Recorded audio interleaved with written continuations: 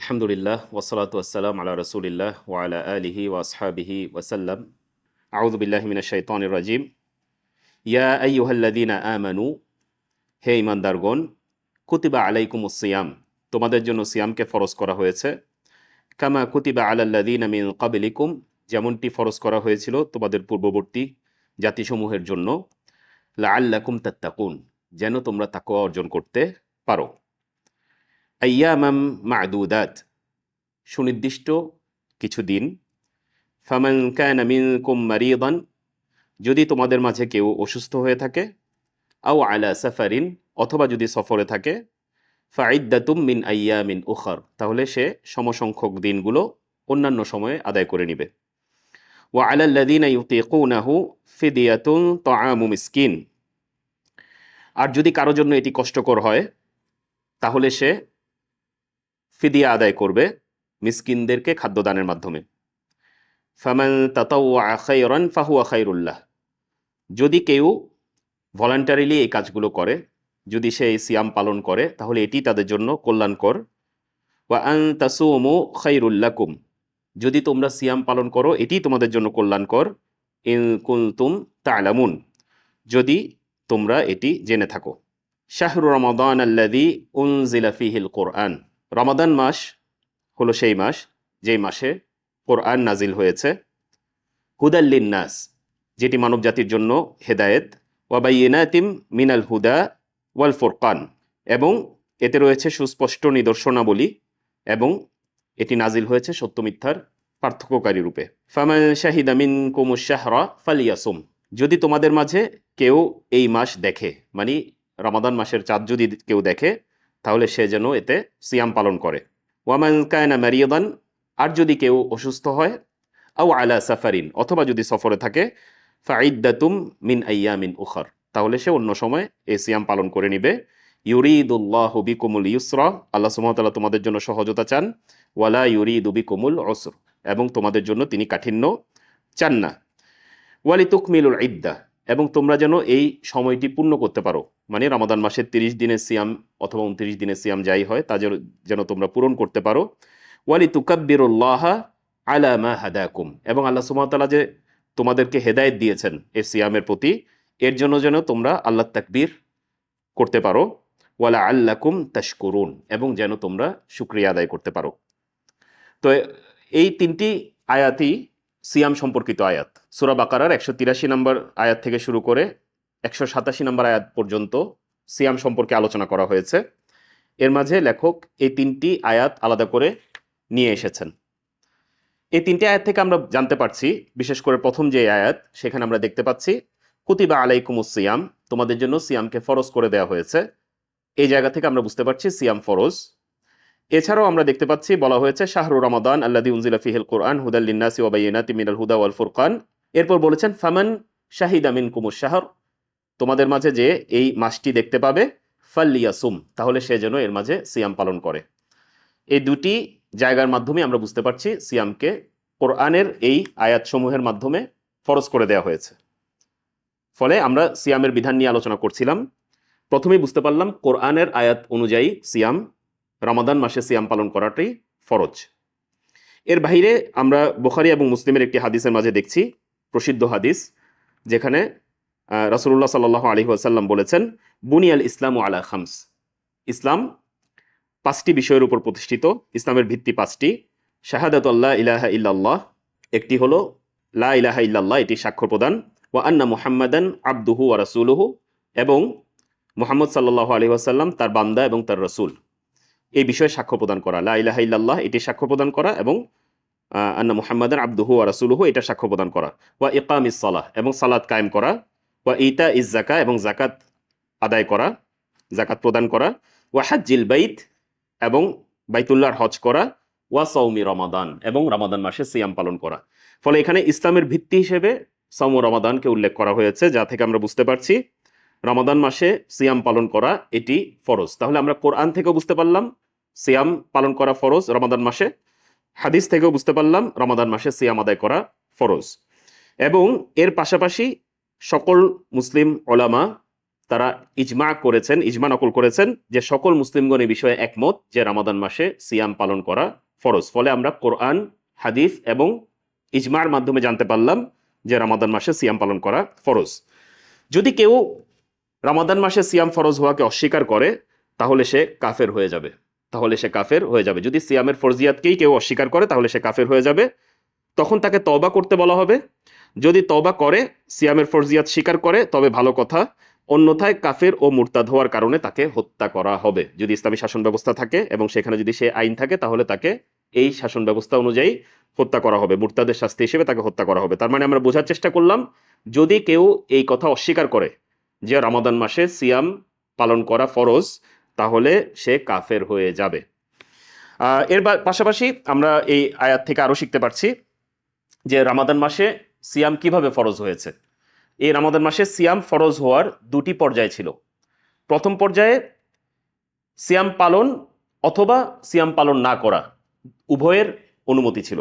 পরবর্তীতে সিয়াম পালন করাকে বাধ্যতামূলক করে দেয়া হয়েছে। এ বিষয়ে বুখারী এবং মুসলিমের একটি হাদিসের মধ্যে এসেছে, যখন এই আয়াত নাজিল হলো, ওয়া আলাল্লাযীনা ইউতিকুনাহু ফিদিয়াতুন তাআমু মিসকিন, যে যাদের জন্য এটা কঠিন হয়ে যায় তারা মিসকিনদেরকে ফিদিয়া দিয়ে দিবে।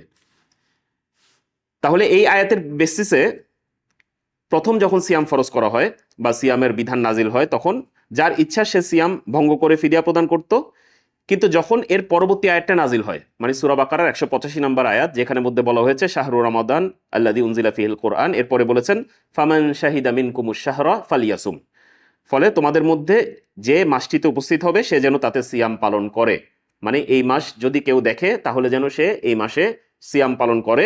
এই আয়াতটি নাজিল হওয়ার মাধ্যমে সিয়াম পালন করা ফরজ হয়ে গেল। এর আগে কেউ চাইলে সিয়াম পালন করত, কেউ চাইলে ফিদিয়া দিত। এখন শুধুমাত্র একদম যারা বয়োবৃদ্ধ অথবা এমন রোগে আক্রান্ত যাদের ওই রোগ থেকে আর ফেরত আসার কোনো চান্স নেই, তাদের জন্যই ফিদিয়ার বিধানটি এখন রয়েছে। কিন্তু প্রথমে মানুষের জন্য এটি একটি অপশন আকারে ছিল। তাহলে এটা একটা আমরা এই আয়াতের থেকে আমরা এই তথ্যটিও পেলাম।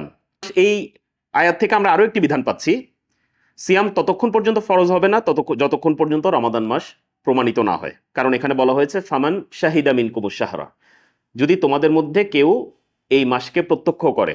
এই কারণে এই রমাদান মাস শুরু হওয়ার আগে রমাদান মাসে সিয়াম পালন করা যাবে না।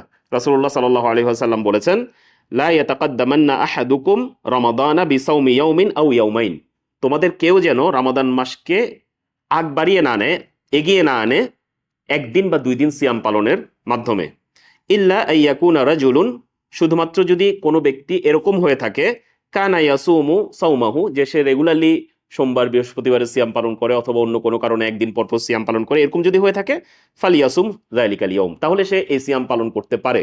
তার মানে যারা রেগুলারলি সিয়াম পালন করে থাকে একদিন পর পর অথবা সোমবার অথবা বৃহস্পতিবার, ফলে রমাদানের আগের দিন বৃহস্পতিবার হয়ে গেল অথবা রমাদানের আগের দিন তার একদিন পর পর সিয়ামের ডেট পড়ে গেল, এই কারণে যদি কেউ সিয়াম পালন করে সে রাখতে পারবে। কিন্তু যে ব্যক্তি রেগুলারলি সিয়াম পালন করে না সে রমাদানকে আগিয়ে আনার চেষ্টা করবে না। এখানে মূল মেসেজটি হলো, কেউ যেন রমাদান মাস তো বোধহয় শুরু হয়ে গিয়েছে এরকম কোনো সন্দেহে থেকে যেন একদিন বা 2 দিন রমাদান মাসকে এগিয়ে আনার চেষ্টা না করে, বরঞ্চ যখন দেখে চাঁদ প্রমাণিত হবে, যখন আমরা রুইয়া হবে রমাদান মাসের চাঁদ আমরা দেখব, হেলালকে আমরা দেখব, নতুন চাঁদকে আমরা দেখব, তখনই আমরা সিয়াম পালন করব।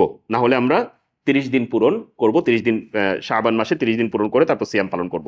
তাহলে আমরা কিভাবে বুঝতে পারবো যে আমি রমাদান মাস পেলাম কিনা? একটা উপায় হলো নতুন চাঁদ দেখা গেলে, যেখানে আল্লাহ সুবহানাহু ওয়া তাআলা বলেছেন ফামান শাহিদা মিনকুমুশ শাহরা ফালিয়াসুম, যদি কেউ এই রমাদান মাস প্রত্যক্ষ করে তাহলে সে যেন সিয়াম পালন করে। এর ব্যাখ্যায় হাদিসের মাঝে এসেছে, রাসূলুল্লাহ সাল্লাল্লাহু আলাইহি সাল্লাম বলেছেন, ইযা রাআইতুমুল হিলালা, যখন তোমরা নতুন চাঁদ দেখবে, ফাসুমু, তখন তোমরা সিয়াম পালন করো। ফলে আমরা ক্লিয়ার হয়ে গেলাম, এখন চাঁদ কি সবাই দেখতে হবে না? সবাই দেখতে হবে না। চাঁদ দেখার জন্য একজন নির্ভরযোগ্য পুরুষ যদি সাক্ষ্য দেয় যে চাঁদ দেখা গিয়েছে, একজন নির্ভরযোগ্য মুসলিম যদি সাক্ষ্য দেয় যে চাঁদ দেখা গিয়েছে, তাহলে সেটি আমাদের জন্য যথেষ্ট হবে। কিন্তু যিনি এই সাক্ষ্য দিচ্ছেন তার কিছু বৈশিষ্ট্য থাকতে হবে। 1 নম্বর, তিনি প্রাপ্তবয়স্ক হতে হবেন। 2 নম্বর, তিনি আকল থাকতে হবে, পাগল হলে হবে না। 3 নম্বর, তিনি মুসলিম হতে হবে, কোনো অমুসলিমের থেকে সাক্ষ্য আসলে হবে না। তিনি দৃষ্টিশক্তি সম্পন্ন হতে হবে, অবশ্যই কোনো অন্ধ ব্যক্তি যদি এসে বলে আমি চাঁদ দেখেছি, এটি হবে না।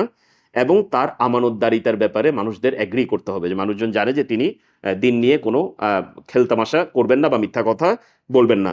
এই 5টি বৈশিষ্ট্য যদি কোনো ব্যক্তির মাঝে পাওয়া যায় তাহলে সেই একজন ব্যক্তির সাক্ষী সিয়াম শুরু করার জন্য যথেষ্ট হবে। এটির জন্য দলিল ইবনে আব্বাস রাদিয়াল্লাহু তাআলা আনহুমার হাদিস, যেখানে বলা হয়েছে যা আরাবিয়ুন ইলান নবী সাল্লাল্লাহু আলাইহি ওয়াসাল্লাম, একজন বেদুইন তিনি রাসূলুল্লাহ সাল্লাল্লাহু আলাইহি সাল্লামের কাছে আসলেন। ফাকালা, এবং বললেন, ইন্নী রাআইতুল হিলাল, আমি নতুন চাঁদ দেখেছি।